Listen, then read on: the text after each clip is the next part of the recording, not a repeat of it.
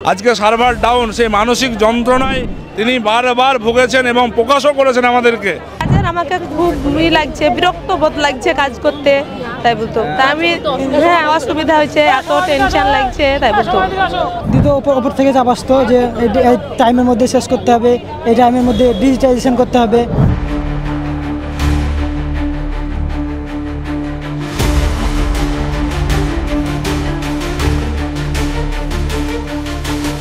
সেই মানসিক যন্ত্রণা সহ্য না করতে পেরে তিনি হৃদরোগে আক্রান্ত হয়ে মারা গেছেন। নির্বাচন কমিশনকে আমরা একটু দেখা করব, আর দেখা করে বলবো যে আমাদের যেমন এই কাজ করতে করতে মারা গেছে, আমার সংসারে আর এখন উপার্জন করার মতন কেউ নেই। তাড়াতাড়ি এত কাজ করা তো সম্ভব নয়, এটা অনেক কাজ অল্প সময়ের মধ্যে বেঁধে দেওয়া হয়েছে, তারপরে টেনশনে থাকতে সবসময়। রাজ্যে যেমন একদিকে এসআইআর আবহ, তারই মধ্যে কিন্তু বিএলওদের তরফ থেকে বারে বারে অভিযোগ করা হচ্ছে কাজের চাপ এবং মানসিক চাপের জন্য তারা কিন্তু বিভিন্ন রকমভাবে কেউ অসুস্থ হয়ে যাচ্ছেন, আবার মৃত্যুর অভিযোগও কিন্তু উঠছে।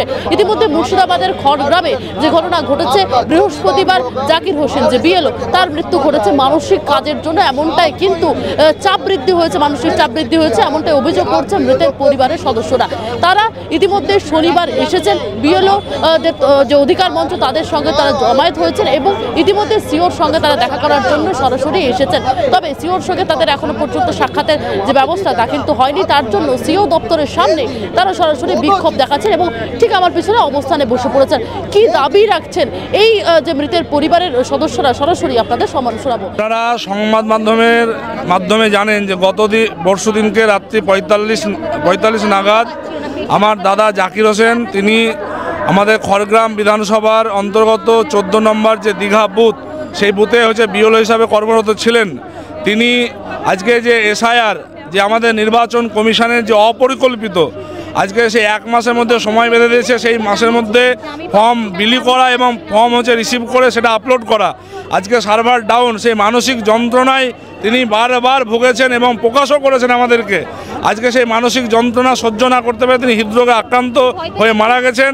আমরা তাকে হারিয়েছি, সেই অকাল মৃত্যু, সেই মৃত্যু সঠিক তদন্ত হোক এবং নির্বাচন কমিশনের কাছে আমাদের দাবি তার পরিবারের পাশে নির্বাচন কমিশন দ্বারা, কারণ নির্বাচন কমিশনের জন্যই আমার দাদাকে হারিয়েছি। আজকে নির্বাচন কমিশন যদি সেই পরিবারের পাশে না দাঁড়ায়, তাহলে সেই আমাদের পরিবারটা নিঃস্ব হয়ে যাবে, তার পরিবারের সদস্যরা অনাহারে মারা যাবে। সময় এখনো পর্যন্ত আমাদের কাছে সময় দেওয়া হয়েছে, এটা আমরা পরিষ্কার হতে পারছি না, কারণ আমাদেরকে এখনো পর্যন্ত নিয়ে যাওয়া হয়নি। আমরা তার জন্য এখানে অপেক্ষা করছি, দেখা যাক নির্বাচন কমিশন আমাদের কখন সময় দিচ্ছে।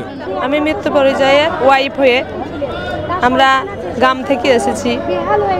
আমাদের একটাই যে নির্বাচন কমিশনকে আমরা একটু দেখা করব, আর দেখা করে বলবো যে আমাদের যেমন এই কাজ করতে করতে মারা গেছে, আমার সংসারে আর এখন উপার্জন করার মতন কেউ নেই, তাই একটু ওকে যেমন এই ক্ষতিপূরণটা দেয়, আমরা এটার জন্যই আমরা দেখা করতে এসেছি।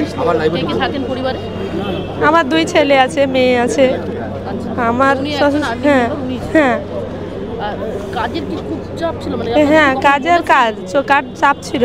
সুপারভাইজার সব সময়তে ফোন বলতো কত দূর আগাচ্ছে, কটা হলো, কতগুলো কাজ হলো, কয় নম্বরে চলছে, এইসব বলতো। কি বলতেন সুপারভাইজার বলতো যে কত দূর কাজ ওগালো, কতগুলো হলো, আজকে হলে আজকে 300 হলো না 400, সব যুদ্ধ হলো। কাজের আমাকে খুব লাগছে, বিরক্ত বোধ লাগছে কাজ করতে, তাই বলতো। তা আমি অসুবিধা হয়েছে, এত টেনশন লাগছে, তাই বলতো।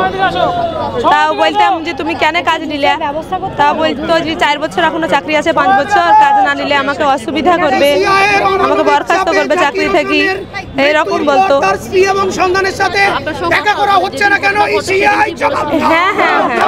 তখনই 10 মিনিট আগে আমাকে কথা বলেছে। অসুবিধা বলতে 10 মিনিট আগে একটু বুকে ব্যথা বললেই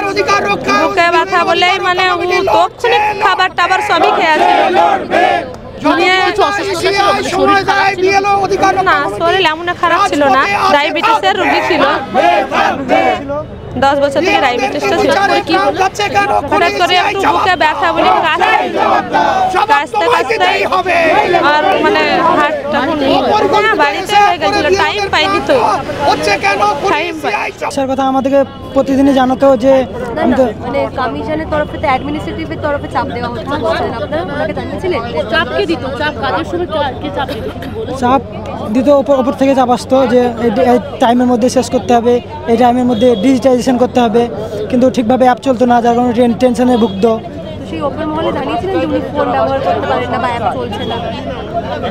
ওপর মহলে জানানো হয়নি। উনি ওনাকে যারা কাজ দিতেন তাদের সঙ্গে কথা হয়েছিল? তাদের সঙ্গে কথা হয়েছে। তাদেরকে জানানো হয়েছিল যে কাজ করতে অসুবিধা হচ্ছে ফোনে বা তিনি পারেন না? হ্যাঁ, তাদেরকে জানা হয়েছে যে ঠিকভাবে কাজ হচ্ছে না, অ্যাপে প্রবলেম করছে। তারপরেও তারা একটা ডেট বেঁধে দিয়েছে না, এই টাইমের মধ্যেই রাত্রে পর্যন্ত কাজ করে সারা 24 ঘন্টা কাজ করে সব কমপ্লিট করতে হবে। উনি কি বলতেন? বাড়িতে কিছু বলতেন? বাড়িতে বলতো যে এই টাইম বেঁধে দিয়েছে, এর মধ্যে কাজ করা এত তাড়াতাড়ি এত কাজ করা তো সম্ভব নয়, এটা অনেক কাজ অল্প সময়ের মধ্যে বেঁধে দেওয়া হয়েছে। তারপরে টেনশনে থাকতো সবসময়। আপনার বাবার বয়স কত ছিল? 55+। এমনি কোনো শারীরিক সমস্যা ছিল? শারীরিক সমস্যা বলতে শুধু ডায়াবেটিস ছিল, অন্য সেরকম কোনো সমস্যা ছিল না।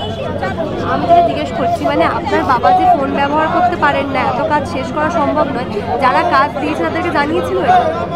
হ্যাঁ, তাদেরকে জানানো। তারা কি বলেছে তারপর?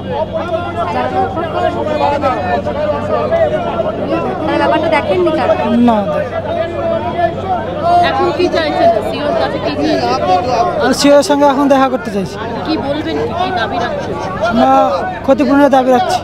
ক্ষতিপূরণ হিসাবে কি চাইছেন? আর্থিক ক্ষতিপূরণ চাইছি। ওনার চাকরি কত বছর ছিল? ওই 4.5 বছর মতন ছিল। ক্যামেরায় তানসিকার সঙ্গে শোভনের রিপোর্ট, বাংলা হাট, কলকাতা। আরো ভালো ভালো খবর দেখতে সাবস্ক্রাইব করুন বাংলা হান্টের ইউটিউব চ্যানেল। বাংলা হান্টের আরো খবর দেখতে নজর রাখুন। বাংলা খবর মানেই বাংলা হান্ট।